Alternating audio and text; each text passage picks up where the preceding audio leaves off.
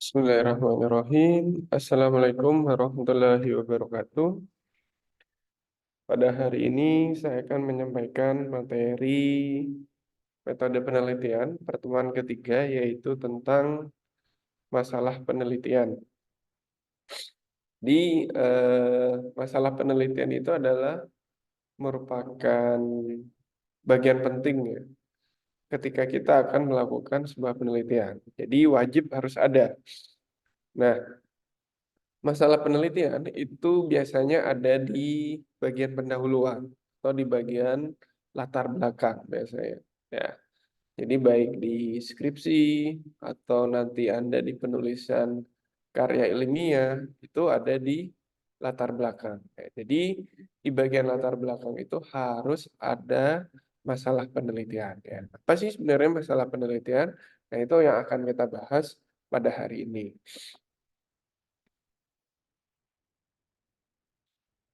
Nah, di sini diartikan masalah merupakan suatu kesenjangan yang terjadi antar apa yang diinginkan. Ya, jadi perbedaan antara faktanya dengan yang diinginkan, ya misalnya. Yang kedua, suatu masalah dapat diartikan sebagai kendala hambatan pelaksanaan suatu program. Tuh, jadi masalah di sini bisa dikatakan juga seperti itu, kendala hambatan dalam suatu program atau suatu kegiatan. Disebutkan juga, tanpa adanya permasalahan, penelitian tidak akan dapat dilaksanakan secara perumusan masalah, merupakan sumber utama dari unsur penelitian yang akan dilaksanakan. Jadi, wajib sebuah penelitian itu memiliki masalah. Kalau tidak ada masalah, kita tidak bisa melakukan sebuah penelitian. Nah, masalah itu bisa muncul dari eh, penelitian sebelumnya yang kita baca atau dari studi literatur. Yang kedua, masalah itu bisa muncul dari eh, kejadian sehari-hari, ya. Misalnya seperti kemacetan, itu adalah suatu bentuk masalah, ya. Terus banjir itu adalah bentuk masalah, ya. Nah, masalah yang ada dalam kehidupan sehari-hari, ya. Bisa juga masalah itu didapat dari penelitian sebelumnya, ya. Misalnya dalam penelitian sebelumnya itu dia mengembangkan sebuah model atau mengembangkan sebuah sistem, tetapi terdapat kekurangan atau permasalahan. Ya, misalnya pemrosesannya masih lambat. Nah, kedua, eh, akurasi, ya, akurasi yang dihasilkan masih kecil. Nah, itu bisa diperbaiki oleh penelitian selanjutnya untuk lebih baik, ya. Nah, itu. Jadi itu adalah contoh masalah yang muncul dari penelitian sebelumnya, ya. Nah, tadi masalah itu diletakkan di latar belakang. Misalnya biasanya kalau deskripsi itu ada di bab 1 di bagian pendahuluan lah gitu ya. Berisi uraian mengenai keadaan seperti berbagai gejala yang memperlihatkan adanya suatu masalah. Beberapa kriteria yang bisa dijadikan untuk menetapkan suatu masalah penelitian yaitu adanya kesenjangan atau gap antara yang seharusnya dengan apa yang ada saat ini. Ya, misalnya gini, eh, telah dikembangkan sebuah algoritma untuk pemrosesan data, untuk pemrosesan sebuah data. Ya, namun saat ini ya, data yang ada itu volumenya besar dan pemrosesannya cepat. Sehingga apa? Algoritma yang sebelumnya itu belum bisa. Itu kesenjangan atau gap. Kita katakan gap itu seperti itu ya. Jadi harus dimodifikasi atau harus diperbaiki dulu algoritma yang sebelumnya agar bisa mengatasi kesenjangan tadi atau permasalahan tadi ya. Atau yang kedua, misalnya penelitian sebelumnya sudah menggunakan objek penelitian pada objek A. Sedangkan kita akan melakukan penelitian pada belum ada penelitian lainnya yang melakukan pada objek B, misalnya ya. Itu bisa juga menjadi sebuah kesenjangan atau sebuah permasalahan yang bisa kita angkat. Terdapat kontradiksi perbedaan antara keterangan yang satu dengan keterangan yang lain. Nah, itu bisa diangkat juga menjadi sebuah kesenjangan, ya. Tiga, proses suatu pekerjaan bermasalah tidak berjalan dengan baik, mengakibatkan kendala-kendala di kemudian hari. Itu menjadi sebuah masalah. Misalnya gini, ada juga permasalahan yang kita dapatkan ketika kita melakukan sebuah studi pendahuluan melalui survei, melihat secara langsung misalnya, oh ternyata kegiatan atau sistem berjalan yang ada di perusahaan itu masih ditemukan banyak masalah. Misal karena masih dilakukan pencatatan secara manual. Catatan secara manual sehingga sering terjadi kehilangan data. Terus yang kedua, ketika membuatan laporan butuh waktu yang lama. Nah, itu adalah kendala atau permasalahan yang bisa kita letakkan di latar belakang masalah, nantinya bisa dicarikan solusinya dalam sebuah penelitian. Nah, itu contoh-contoh masalah yang bisa kita letakkan di bagian latar belakang masalah. Syarat masalah penelitian, ya. Ada syarat-syarat tertentu yang harus dipenuhi agar bisa diangkat sebagai masalah penelitian. Setidaknya terdapat 7 syarat yang harus dipenuhi. Jadi tidak semua permasalahan bisa kita klaim atau bisa kita sebut permasalahan, ya. Nah, ada beberapa syaratan. Yang pertama adalah tersedia data atau informasi untuk menjawabnya. Nah, ya. Jadi dari permasalahan itu nanti apakah ada data atau informasi untuk menyelesaikan permasalahan tadi. Jika ada, nanti bisa dijadikan sebuah masalah penelitian. Yang kedua, data atau informasi tersebut diperoleh melalui metode ilmiah seperti wawancara, observasi, kuesioner, dokumentasi, partisipasi, dan evaluasi. Jadi masalah yang kita dapatkan itu didapat melalui cara ilmiah, bukan katanya atau melalui sebuah mimpi. Ya. Jadi harus melalui wawancara. Wawancara bisa kita datang ke sebuah instansi atau sebuah organisasi, nanya secara langsung. Ya. Oh, masih ditemukan masalah misalnya ya dari wawancara tadi. Nah, yang kedua tadi misalnya observasi, melihat kegiatan yang ada di kantor itu, melihat operasional yang ada di kantor itu, ya. Terus bisa saja melakukan angket atau kuesioner. Kita menyebar kuesioner kepada orang-orang. Nah, dari kuesioner itu baru kita analisa, ya. Dokumentasi, partisipasi, dan evaluasi. Evaluasi biasanya sistemnya sudah ada, kita evaluasi. Dari hasil evaluasi terjadi kekurangan atau ditemukan masalah-masalah. Nah, masalah-masalah tadi bisa dijadikan angkat sebuah masalah penelitian. Tiga, memenuhi persyaratan orisinalitas diketahui melalui pemetaan penelitian terdahulu. Jadi kita mempelajari penelitian sebelumnya. Ya. Dari penelitian sebelumnya misalnya kita mendapatkan, oh jika dulu mungkin iya, tapi untuk saat ini perkembangannya adalah data itu semakin besar, alirannya cepat, sehingga apa algoritma yang sudah dibuat itu tidak bisa mengatasi itu. Nah, itu bisa dijadikan masalah penelitian, ya. Terus yang keempat, memberikan sumbangan teoritik yang berarti bagi pengembangan ilmu pengetahuan. Jadi ditemukan teori, ya, atau dari teori yang sudah ada kita kembangkan sehingga muncul pengembangan dari teori lama menjadi teori baru yang bisa dipakai oleh orang lain. 5, menyangkut isu kontroversial dan unik yang sedang hangat terjadi. 6, masalah tersebut memerlukan jawaban serta pemecahan segera, tetapi jawabannya belum diketahui masyarakat luas.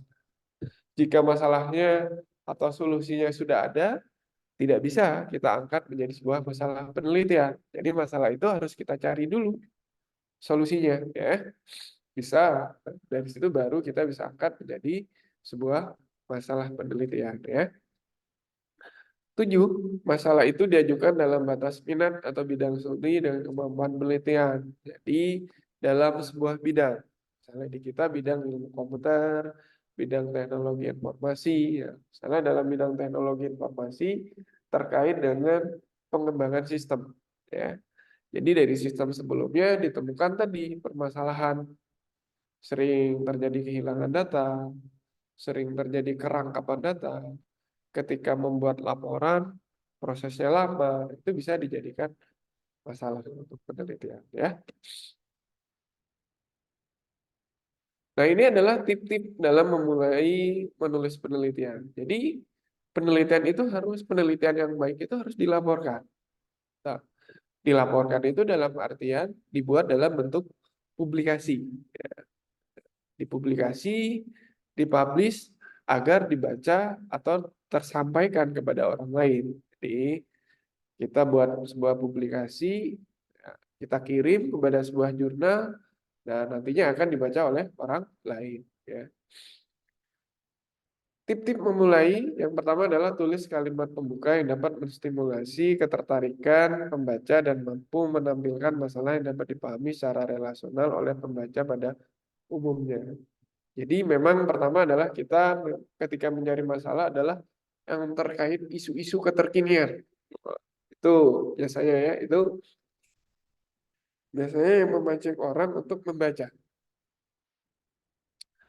Ya, misalnya terkait isu-isu kekinian itu kalau dalam bidang kita terkait big data. Ya, bagaimana memproses, mengolah big data, volume data yang besar, alirannya datanya cepat, terus karakteristiknya ada yang teks, ada yang gambar. Nah, itu bagaimana?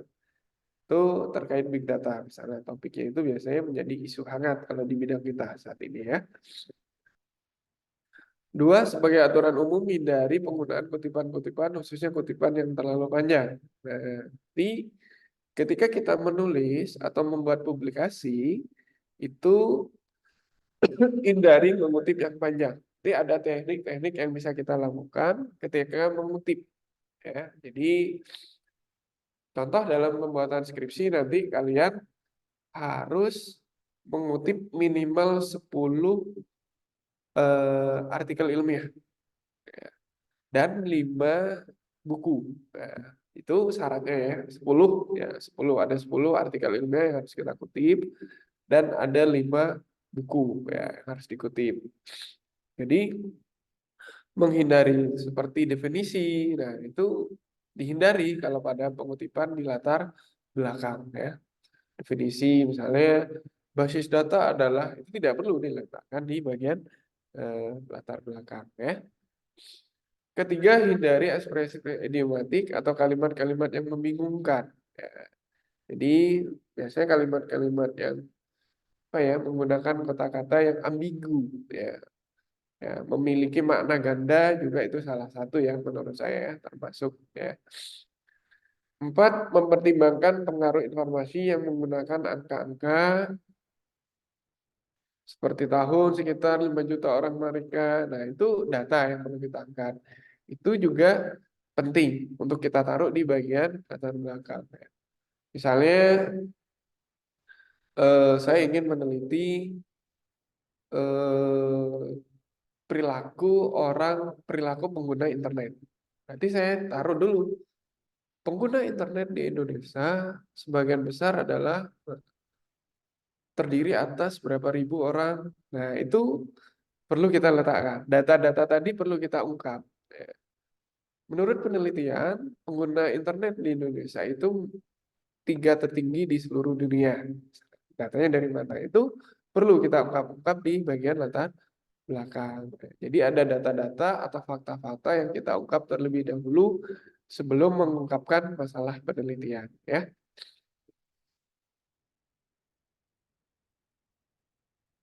Tunjukkan secara jelas masalah yang diangkat, seperti dilema, isu yang dapat menuntun pada penelitian. Tunjukkan secara jelas masalah yang diangkat. Jadi, masalahnya itu kita ungkapkan di bagian latar belakang. Permasalahannya adalah, nah, misalnya diungkapkan seperti itu. Permasalahannya adalah, nah, permasalahannya adalah, Eh, atau begini, eh, sistem yang sudah ada, yang sudah berjalan, ya, masih dilakukan secara manual, sehingga terjadi beberapa permasalahan. Misal, pemrosesannya lambat untuk pembuatan laporan.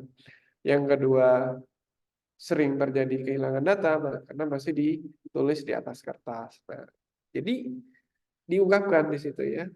Permasalahannya ada. Nah, itu sudah jelas ya. Jadi orang membaca, oh ini masalah. Ya. Dua, tunjukkan mengapa masalah tersebut penting diteliti dengan cara mengutip berbagai referensi yang membenarkan kelayakan peneliti akan masalah tersebut. Jadi kita apa ya? Mengapa masalah itu penting? Ya, jadi ada urgensi di situ, ada urgensi. Sering terjadi masalah, misalnya sering terjadi kerangkapan data, sering terjadi kehilangan data. Jika itu terjadi, maka apa sebabnya nanti? Akibatnya apa misalnya? Jika sering itu terjadi, jika sering terjadi kehilangan mata akan menyebabkan apa? Kesulitan dalam pembuatan laporan. Menurut siapa itu? Dikutip ya. Nah, itu adalah bagian-bagian ya mengapa menyebutkan mengapa masalah itu penting. Pastikan bahwa masalah sudah dijelaskan dalam konstruksi yang konsisten dengan jenis pendekatan penelitian ya. Tulis apakah ada satu atau banyak masalah yang terlibat dalam penelitian sehingga mengharuskan Anda untuk menelitinya. Nah, itu yang disebutkan juga masalah-masalah yang terlibat dalam penelitian ya. Sehingga mengharuskan untuk kita melakukan meneliti ya. Berbagai gejala yang tampak dalam latar belakang masalah memperlihatkan adanya masalah. Untuk dapat menemukan masalah yang akan diteliti, terdapat beberapa sumber yang ada. Bisa saja kita membaca artikel jurnal ilmiah, buku teks, majalah, tesis, dan lain-lain ya. Jadi kita bisa saja membaca sebuah artikel ya. Artikel itu kan tadi ya penelitian yang sudah dipublikasi, penelitian sebelumnya yang sudah dipublikasi dan diterbitkan pada sebuah jurnal. Kedua, kebijakan publik seperti kebijakan yang dikeluarkan oleh pemerintah. Nah, itu bisa kita jadi identifikasi awal untuk sebuah permasalahan. Ya. Misal eh, kebijakan terkait ganjil genap. Ya, ganjil genap pada eh, pada jam-jam tertentu sudah berjalan efektif atau tidak. Ya, itu perlu dievaluasi. Jika dievaluasi, oh ternyata dengan adanya ganjil genap masih terjadi kemacetan. Nah, sehingga apa? Perlu ada penelitian di sini. Ada masalah yang diangkat, tadi masih terjadi kemacetan. Ada masalah yang diangkat, perlu diteliti. Berangkat dari sebuah kebijakan. Ya, kebijakan publik misalnya ya. Atau kebijakan lainnya ya. Terkait eh, contoh lain terkait misalnya dalam sebuah daerah ya, atau bisa juga dalam sebuah peraturan daerah ya. Misalnya gini, terdapat kebijakan tidak boleh melakukan impor sebuah barang. Dengan ada kebijakan itu terjadi muncul masalah baru. Misalnya barang-barang yang sudah ada itu menjadi mahal harganya. Nah, itu masalah. Gimana? Dari kebijakan itu diteliti, nanti dapatkan solusi. Jadi kebijakan publik tadi ya, contoh identifikasi masalah yang berangkat dari kebijakan publik. Yang ketiga adalah kondisi objektif yang ada di tempat kerja, seperti mekanisme, prosedur kerja, pelayanan terhadap pelanggan, lain-lain. Itu bisa jadi kan. Pelayanan terhadap pelanggannya masih belum efektif, masih belum tepat, prosesnya lama, tidak efisien. Ya. Misalnya harus daftar sana, harus daftar sini, daftar ke situ. Nah, itu bisa dijadikan identifikasi masalah. Gimana nanti ada sistem baru ya yang bisa mengatasi masalah itu ya. Ya, contoh misalnya dalam sebuah Misalnya dalam sebuah penjualan ya, gitu. Kondisi penjualan ya. Ketika kita melakukan pembelian harus datang ke toko, ya, melihat secara langsung, terus ya itu adalah sebuah bisa dikatakan sebuah identifikasi masalah awal ya. Dan sehingga apa? Muncul solusi bagaimana jika penjualannya nanti dibuat dalam bentuk online. Jadi bisa saja berangkat dari seperti itu ya. Atau kondisi objektifnya gini, transaksi dalam sebuah toko itu sudah banyak, pelanggannya banyak, sehari bisa ngurusi berapa pelanggan, sehingga dibutuhkan sistem baru, sistem baru untuk apa? Melayani si pelanggan tadi, sistem penerimaan siswa misalnya ya, sistem persediaan barang untuk melayani pelanggan, ya, terus sistem formasi ini peminjaman buku, ya, misalnya anggota perpustakaan misalnya sudah banyak dalam sehari melakukan peminjaman, pengembalian begitu juga, ya. Sehingga apa? Masalah-masalah tadi bisa diangkat untuk sebuah untuk menjadi identifikasi masalah, ya. Untuk melakukan formasi masalah penelitian harus dilihat dari beberapa sudut pandang bagi peneliti yang akan melakukan penelitian. Pertama adalah aspek permasalahan. Apakah masalah yang diangkat tersebut menarik? Nah, ini lebih kepada nilainya ya nanti ya. Bisa saja kita membuat masalah, tapi menarik nggak buat orang lain? Oh, ini menarik karena terkait isu-isu terkini atau sekarang yang lagi berkembang. Ya, penelitian-penelitiannya ya, terkait misalnya eh, rekomendasi ya, sistem rekomendasi itu terkait topik sistem rekomendasi ya. Bagaimana kita memberikan rekomendasi kepada pengguna berdasarkan histori dia. Nah, itu salah satu permasalahan yang bisa diangkat. Permasalahannya misalnya karena rekomendasi yang ada itu tidak sesuai dengan kesukaannya dia atau sesuai dengan preferensi dia. Itu masalahnya. Sehingga muncul bagaimana kita membuat sistem rekomendasi berdasarkan preferensinya atau berdasarkan kesukaannya dia ya. Dua, jika masalah tersebut menarik, apakah akan menjadi berguna jika masalah tersebut dengan adanya itu, dengan adanya ketika diangkat masalah tadi didapatkan solusinya berguna nggak kira-kira, terutama bagi masyarakat, ya, jika dipecahkan atau ditemukan solusinya menarik pertama dan berguna, ya tidak berguna juga nih sudah. Oh, rekomendasinya berguna dan bisa membantu seseorang dalam mengambil sebuah keputusan, ya, membantu seseorang dalam memilih sebuah produk. Nah, itu berguna, sangat berguna, bisa berguna ya. Terus aspek penelitian ya, penelitian yang akan dikerjakan oleh peneliti harus dapat menjawab terhadap pertanyaan-pertanyaan. Pertama, apakah peneliti dapat memecahkan masalah penelitian ini? Apakah waktu menyelesaikan masalah ini cukup waktu atau tidak? Nah, ini perlu oh kira-kira lama nggak ya? Waktunya, oh seperti apa waktu untuk menyelesaikannya? Ya. Apakah biaya, cukup biaya untuk menyelesaikan? Karena kan butuh waktu, butuh biaya melakukan sebuah penelitian itu ya. Tuh. Jadi tidak serta-merta tidak perlu biaya atau tidak perlu waktu. Pertama waktu ya. Untuk melakukan sebuah penelitian kita butuh waktu. Yang kedua, untuk melakukan sebuah penelitian kita butuh biaya kan. Wawancara, studi literatur, ya. Pergi ke sana ke sini untuk survei itu butuh biaya ya. Terus butuh waktu ya, karena kita butuh waktu untuk mengerjakan penelitian, membuat laporan ya. Tuh.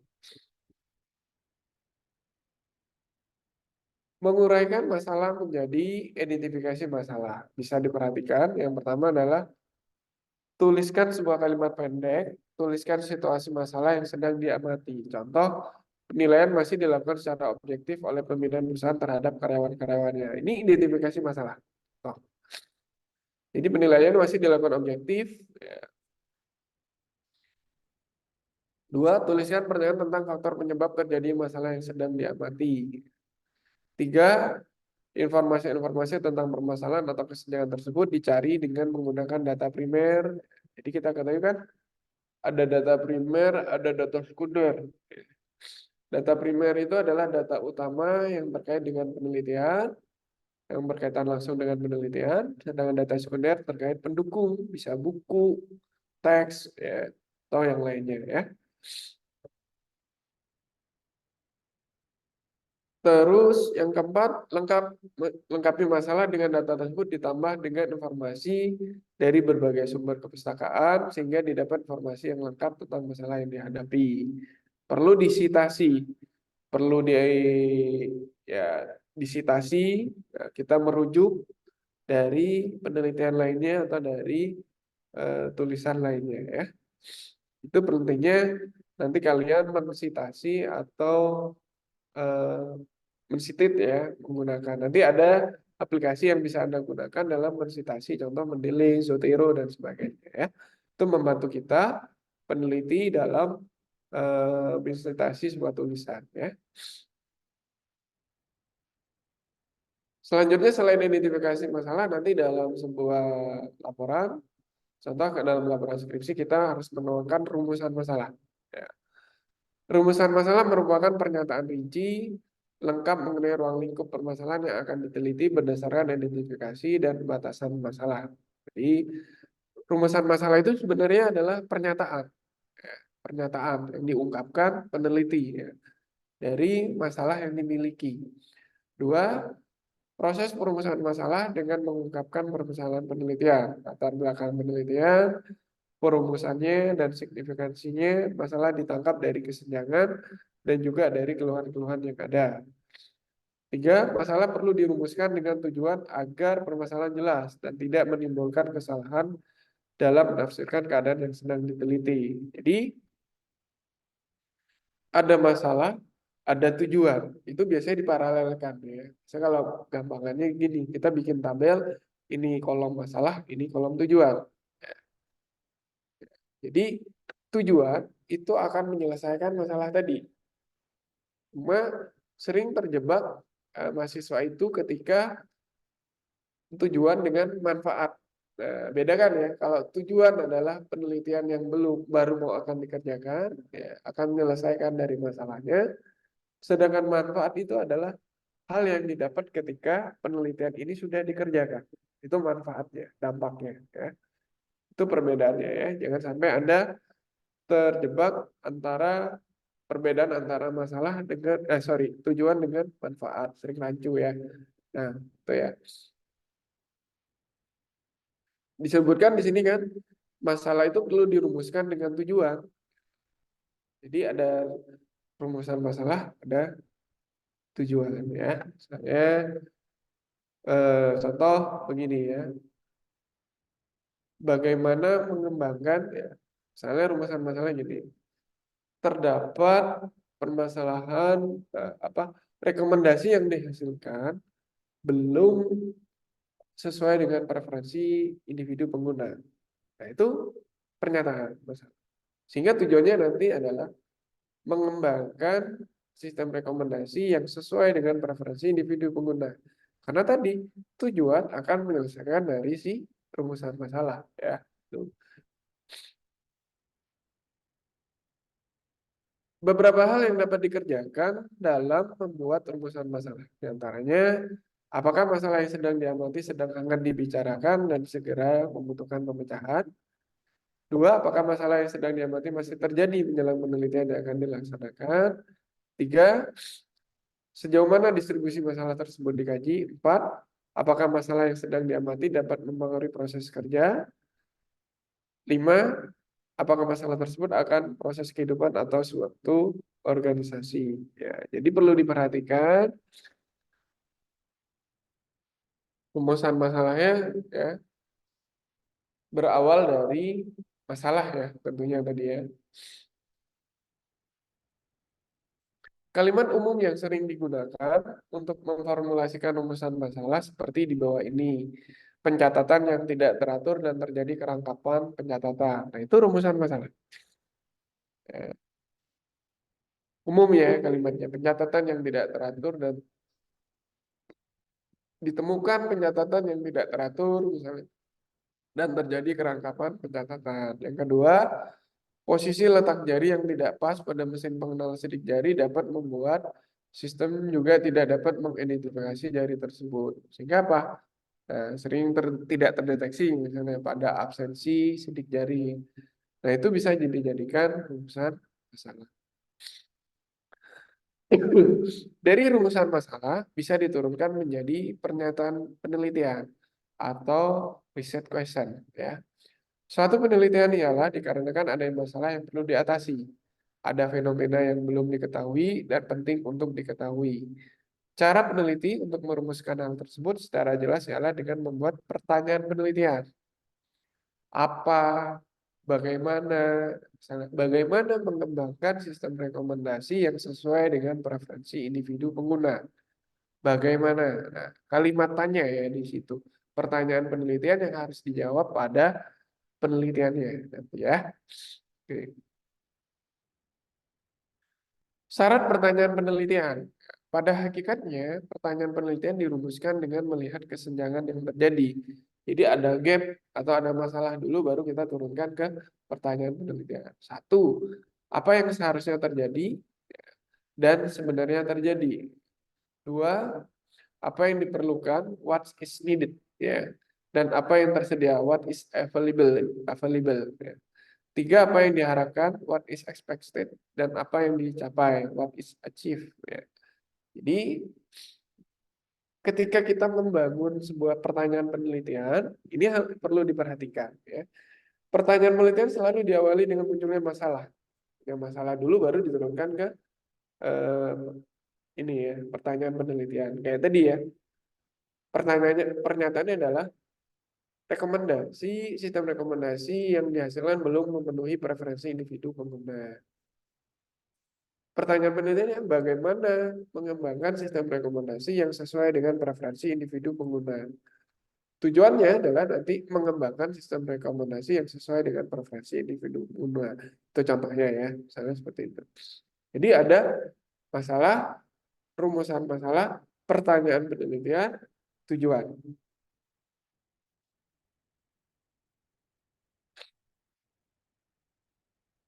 Nah, pertanyaan penelitian dilihat dari jenis pertanyaannya. Para ahli metodologi penelitian pertama adalah deskriptif, yakni mendeskripsikan fenomena atau gejala yang diteliti apa adanya dengan menggunakan tanda tanya apa, bagaimana.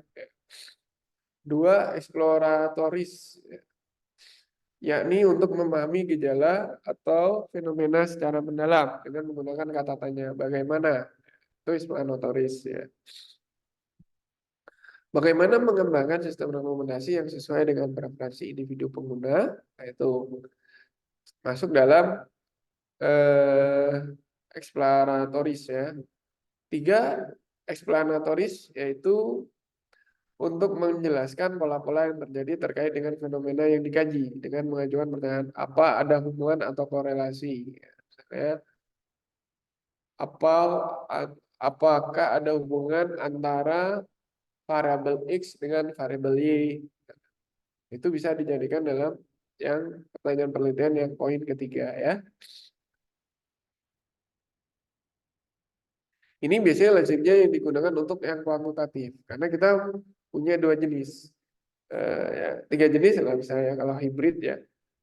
Kualitatif, kuantitatif, dan campuran antara kedua. Tapi umumnya kalau kita biasanya yang di badan teknologi informasi, komputer, nah itu ini ya kuantitatif ya kebanyakan.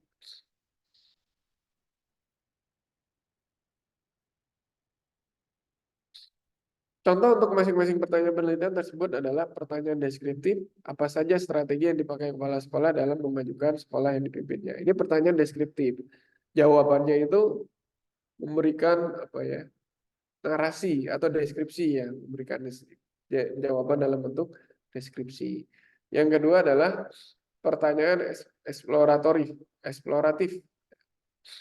Bagaimana model kepemimpinan kepala sekolah tersebut dalam upaya memajukan sekolah. Jadi ada yang perlu dieksplor atau ada yang perlu diungkapkan untuk menjawab pertanyaan yang nomor dua ini. Yang ketiga,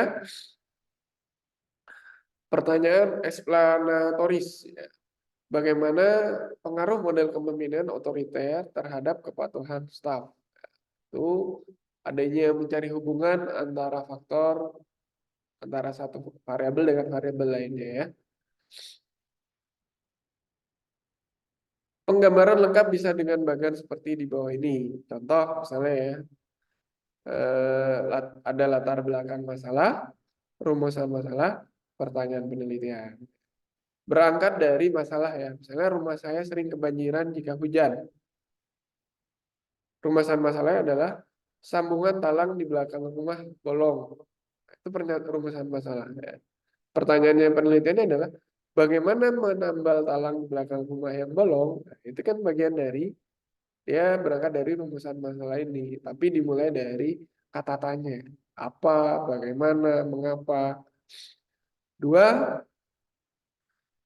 tadi rumusan masalahnya adalah lantai rumah lebih rendah dari sekolah. Rumah saya sering banjir itu karena rumusan masalahnya adalah lantai rumah lebih rendah dari sekolah. Jadi lantai rumah lebih rendah dari sekolah sehingga airnya masuk kan. Nah, itu masalah kan.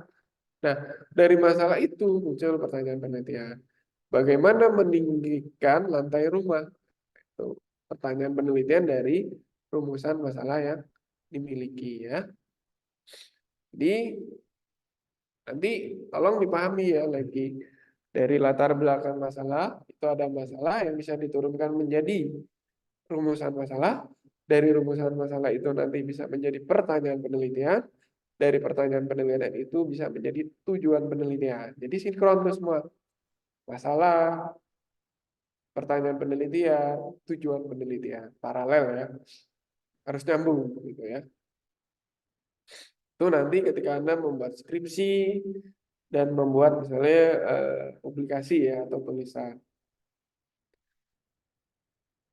Nah, itu materi-materi yang mungkin bisa saya sampaikan kepada kalian ya, mudah-mudahan bisa berguna dan ada beberapa ya, Anda bisa melihat contoh-contoh atau video-video dengan kata kunci cara membuat latar belakang yang baik. Nah, itu melalui YouTube. Nah, itu banyak sekali sekarang saya lihat eh, menggunakan bisa belajar dari itu ya. Cara membuat latar belakang yang baik ya. Nah, atau saya contohkan misalnya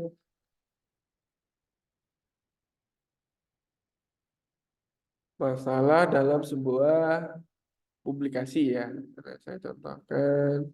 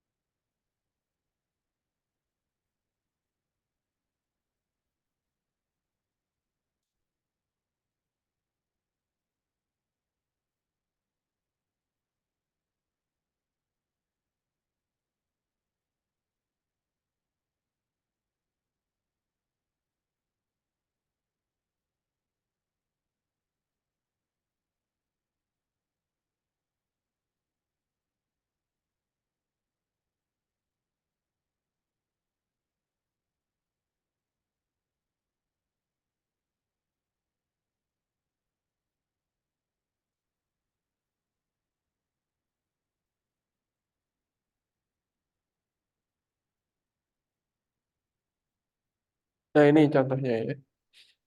Ini dalam tulisan saya, model pengambilan keputusan berbasis kriteria menjemuk dalam pemilihan investasi ideal bagi masyarakat. Nah, ini masalah kurangnya informasi tentang pemilih investasi yang ideal menyebabkan masyarakat kurang tepat kurang tepat dalam memilih investasi yang sesuai sehingga menimbulkan kerugian. Nah, ini masalah ya. Hingga dari masalah itu tadi bisa diturunkan menjadi rumusan masalah, terus pertanyaan penelitian, tujuan penelitian. Nah, ini tujuan penelitian. Tujuan penelitian ini adalah membangun model pengambilan keputusan berbasis kriteria majemuk dalam pemilihan investasi ideal bagi masyarakat. Jadi, itu sinkron ya antara masalah dengan tujuan ya.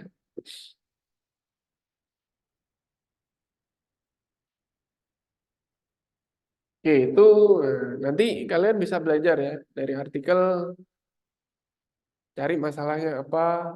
Oh, ini masalahnya gitu ya. Oh, ini tujuannya. Nah, biasanya itu dituangkan dalam bentuk abstrak awalnya ya.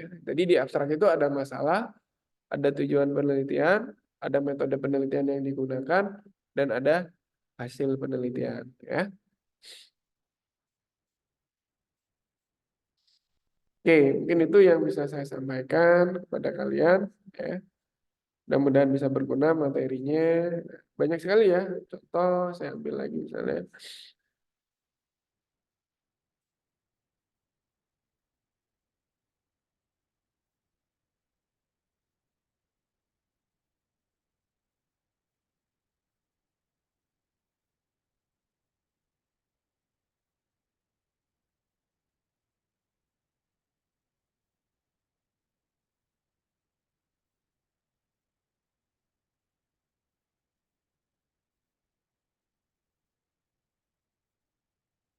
Nih, misalnya kata kuncinya gini ya, cara membuat latar belakang boleh, cara membuat latar belakang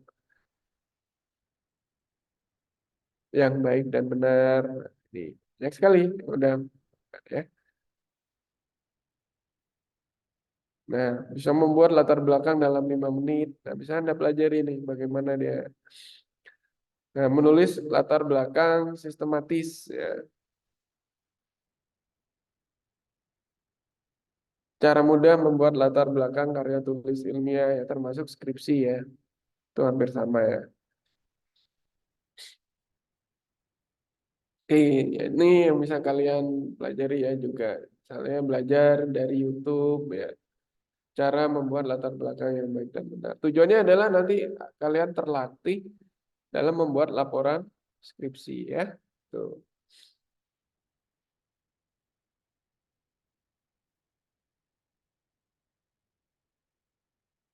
Oke, itu dulu mungkin yang bisa saya sampaikan kepada kalian. Saya tutup untuk edisi pembelajaran hari ini. Wassalamualaikum warahmatullahi wabarakatuh.